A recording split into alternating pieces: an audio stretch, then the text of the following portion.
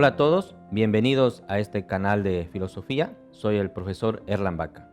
En este capítulo quiero compartir contigo una de las escuelas que personalmente considero muy importante, muy controvertida y que ha marcado prácticamente mi estilo de vida. ¿En qué sentido? Esta escuela es el existencialismo. Y el existencialismo prácticamente responde a preguntas existenciales. ¿Qué es el existencialismo? Es un movimiento filosófico del siglo XX que pone a la existencia en el centro de toda reflexión filosófica. Pero cuidado, el decir reflexión filosófica sobre la existencia no significa netamente que son especulaciones o teorías. En realidad, el existencialismo dejó de lado todas esas especulaciones y lo único que hizo es reflexionar sobre la existencia netamente práctica, no como una categoría abstracta, no abstraer, observar y describirla, sino encontrar aquellos elementos claves que definen tu existencia. Para llegar a este objetivo, es decir, para poder profundizar en la existencia humana concreta, emplean dos estrategias. Por un lado, el método filosófico, es decir, rehúyen el pensamiento especulativo, como les había dicho, y lo único que hacen es una construcción filosófica a partir del método fenomenológico. ¿Qué significa esto?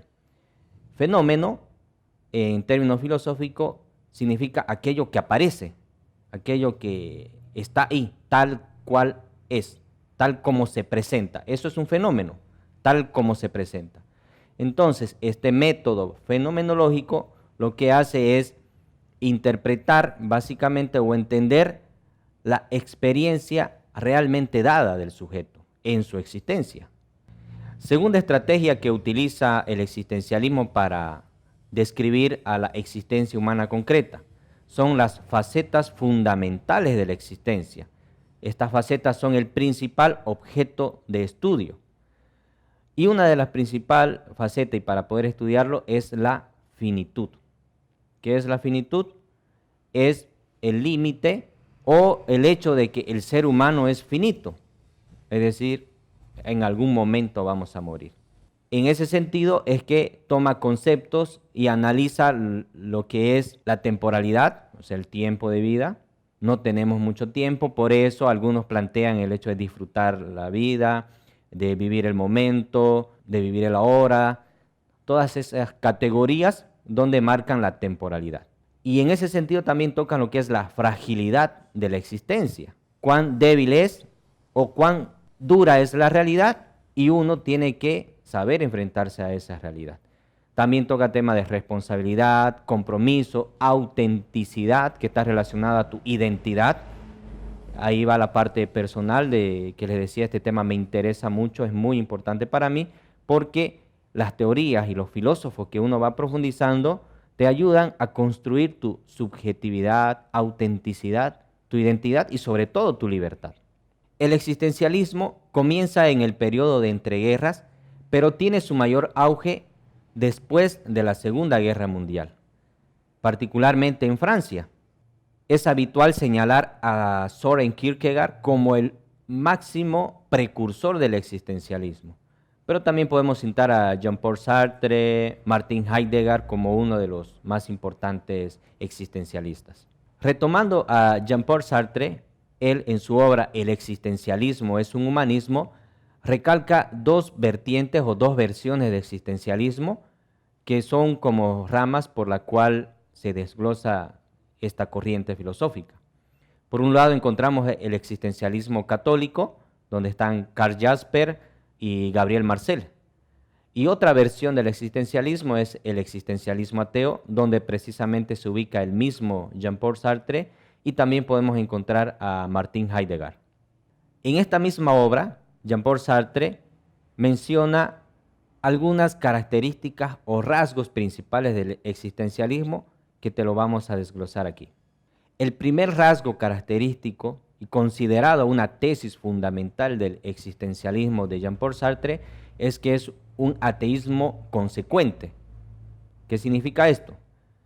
Puesto que Dios no existe, entonces la naturaleza humana o la esencia de la naturaleza humana tampoco existe. Es decir que para Sartre lo que existe es el ser, o sea, la existencia. La esencia viene después. Es conocida la frase de Sartre que dice que la existencia precede a la esencia.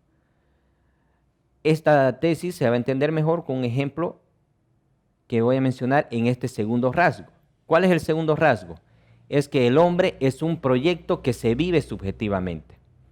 Entonces, relacionado a la primera tesis, donde la existencia precede a la esencia, con el segundo rasgo, el hombre, al ser un proyecto, es decir, tomado el término filosófico griego, el proyecto significa lanzarse hacia, el hombre existe y se va construyendo durante su existencia. Es decir, va elaborando su ser, construyendo su esencia. Entonces, primero se es, primero existe y luego construye su esencia.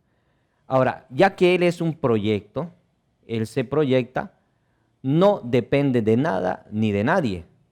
Por eso es que es un existencialismo ateo el de Jean-Paul Sartre, porque no hay ningún destino, ninguna norma, ningún valor preestablecido que te diga qué es lo que tú tienes que ser ni hacer, sino que tú te vas construyendo, es decir, te vas proyectando. El tercer rasgo importante de esta escuela filosófica planteada por Jean-Paul Sartre es la libertad. Esta libertad humana trae consigo sentimiento de angustia, desamparo y desesperación. Aunque otros existencialistas también toman el tema de la libertad humana como una angustia, esto significa que el ser humano es responsable de su propia libertad y esto genera angustia. ¿Por qué trae desamparo? Ya que es una responsabilidad propia del ser humano, estamos solos. Nosotros decidimos, tomamos la decisión, somos libres de decidir y por eso es que esta libertad genera un sentimiento de desamparo, estamos solos para decidir. Y el tercer rasgo, el tercer sentimiento de la libertad es la desesperación. ¿Por qué desesperación? Porque esta decisión, al ser tomada por uno mismo, va a generar cierta desesperación por la consecuencia que vaya a generar lo que haya decidido. Estos y otros rasgos muy característicos del existencialismo se podrían profundizar en otra oportunidad, pero yo te he mencionado estos tres que son muy importantes y que son característicos tanto en Sartre como en cualquier existencialista que tú menciones. Espero haya sido muy útil esta información sobre el existencialismo y nos vemos en otra oportunidad.